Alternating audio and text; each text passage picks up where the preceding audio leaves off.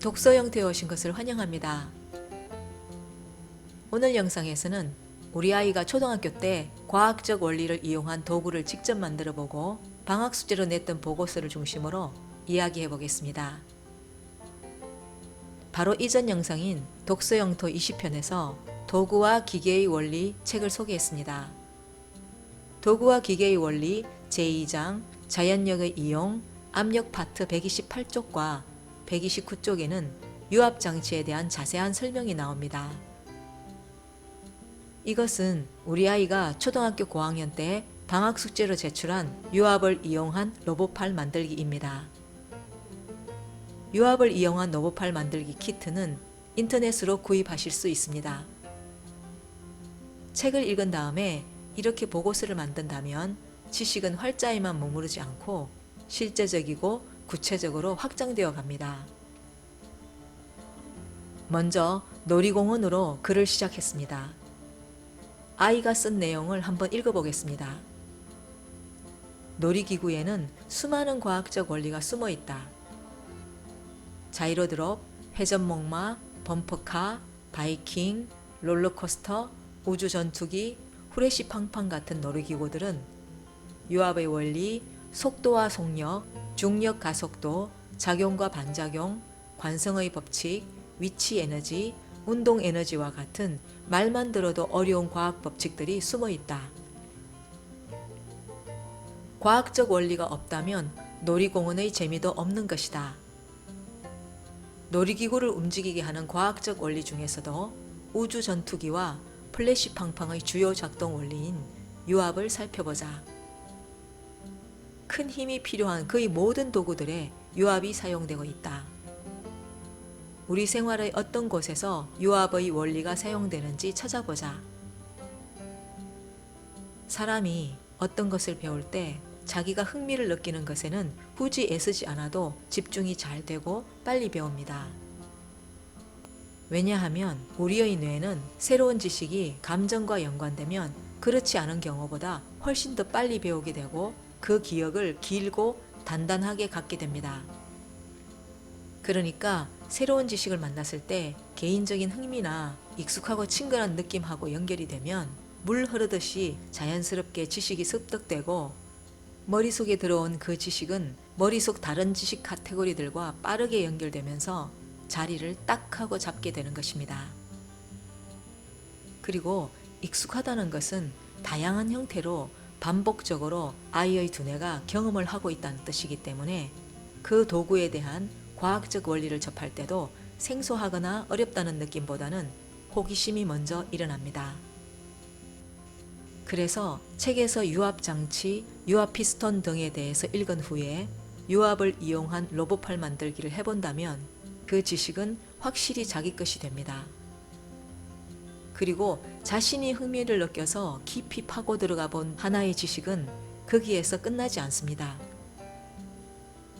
지식은 지식들끼리 끊임없이 연결고리를 갖고 있기 때문에 또 다른 궁금증과 호기심으로 확대되어서 지식을 확장시켜 줍니다. 익숙하고 가까운 곳, 그러니까 집안에서도 유압 장치들을 찾아볼 수 있습니다. 아이는 유압을 이용한 로봇팔 만들기 보고서에 이렇게 썼습니다. 집안을 한번 둘러보자. 책상 의자는 옆에 있는 바를 눌러 높낮이를 조절한다. 부엌에 있는 전자레인지 선반에는 슬라이드 방식으로 열리는 전자파 방지문이 달려있다. 이것들의 작동은 유압에 의해서 이루어진다. 또 늘상 이용하는 버스나 전철에서도 유압 장치들을 찾아볼 수 있습니다. 버스를 타고 내릴 때 푸슉 하는 소리와 함께 문이 열린다. 기사 아저씨가 누르는 스위치와 푸슉 소리를 내며 열리는 문 사이의 관계가 궁금했다. 나중에 유압의 원리가 스위치와 문 사이에 있다는 것을 알게 된 뒤에는 푸슉 하는 소리가 언제나 재미있다. 버스에서처럼 운전하는 아저씨를 볼 수는 없지만 전철의 문이 열리고 닫히는 것에도 유압 장치를 사용한다. 우리 아이는 자신에게 재미있고 익숙하고 가까운 곳에서 좀 더 크고 복잡한 것으로 관심을 확대해 갔습니다. 보고서에는 이렇게 쓰여 있습니다. 포크레인, 불도저, 페이로드와 같은 커다란 장비에도 유압 장치는 반드시 필요하다. 그런 큰 장비들을 보면 팔에 크롬 도금이 된 은빛 실린더가 있고 그 위아래로 각종 호스들이 배치되어 있는 것을 볼 수 있는데 바로 그것이 유압 장치이다. 항공기의 바퀴다리 개통과 조종면에도 유압을 사용하고 있다. 움직임을 감지하고 통제하는 것은 전기로 하지만 실제 바퀴를 내리고 날개 부분을 작동시키는 것은 유압 장치로 한다. 또 아이는 이 보고서를 쓰면서 자신이 관심이 많은 여러 가지 무기에도 유압 장치가 필수적임을 알게 되었습니다. 무기를 만드는 방위 산업에도 유압 장치가 널리 이용된다. 장갑차, 헬기, 함정, K1, K9 포탑의 구동 장치와 같은 각종 무기 체계에 유압 시스템이 사용된다. 유압의 원리는 1653년 파스칼이 정리한 법칙입니다. 밀폐된 용기 속에 채워진 액체의 한쪽 부분에 가해진 압력의 크기가 변함없이 일정하게 같은 크기로 밀폐된 용기 안에 있는 액체 각 부분에 골고루 전달된다는 원리입니다. 아이는 보고서에 유압의 원리를 설명했습니다. 파스칼의 원리는 그림과 같이 밀폐된 관 속에 액체가 들어있을 때 좁은 A관에 가한 힘이 넓은 B관에까지 전체적으로 똑같이 전달되는 것이다. 좁은 A 부분을 작은 힘으로 눌러도 압력이 똑같이 전달되기 때문에 무겁고 넓은 B 부분 전체를 들어 올리는 큰 힘이 발생하게 되는 것이다. 그래서 운전자가 작은 스위치를 누르기만 해도 무거운 포크레인 팔을 들어 올릴 수 있고 전철의 수많은 문을 동시에 열 수도 있는 것이다.